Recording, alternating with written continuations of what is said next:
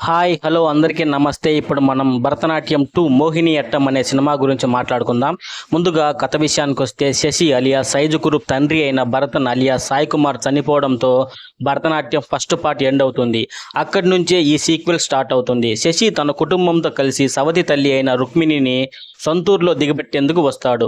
ఒక వారం రోజుల పాటు వీళ్ళంతా ఆ ఊర్లోనే ఉండాల్సి వస్తుంది. కానీ అనుకోని పరిస్థితులలో ఒక వ్యక్తి చనిపోవడానికి శశి కుటుంబం కారణమవుతుంది. మరి ఈ హత్య నుంచి శశి ఫ్యామిలీ బయటపడిందా లేదా, చివరకు ఏమైంది అనేది మిగిలిన కథ. భరతనాట్యం 2 మోహిని అట్టం ఈ సినిమా పేరు చూసి ఇదేదో డ్యాన్స్కు సంబంధించిన సినిమా అనుకుంటే మనం పొరపాటు చేసినట్లే.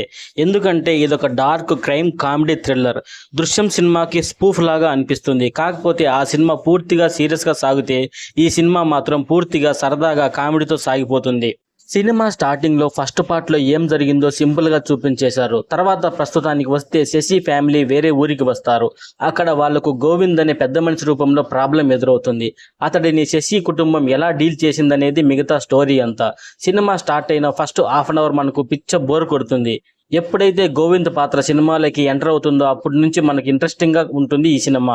ఇంటర్వెల్ తర్వాత అటు థ్రిల్లు ఇటు పక్క కామెడీ బాగానే పండాయని చెప్పాలి. క్లైమాక్స్ వెరైటీగా ఉంటుంది. ఫస్ట్ పార్ట్ చూడకుండా రెండో పార్ట్ చూస్తే ఈ సినిమా అర్థమవుతుందా అంటే ఖచ్చితంగా అర్థమవుతుందనే చెప్పాలి. ఎందుకంటే స్టోరీ దాదాపుగా అర్థమైపోతుంది మనకి. అన్ని మలయాళ చిత్రాల్లో లాగానే ఈ సినిమా కూడా చాలా సాగతీతగా ఉంటుంది. ఫైనల్గా ఈ సినిమాకి నేనిచ్చే రేటింగ్ 2/5. ఈ సినిమా నెట్ఫ్లిక్స్లో స్ట్రీమ్ అవుతుంది. చూడాలనుకునే వాళ్ళు ఒక లుక్ వేయండి. ఈ వీడియో కనుక మీకు నచ్చితే please like, share and subscribe to my channel.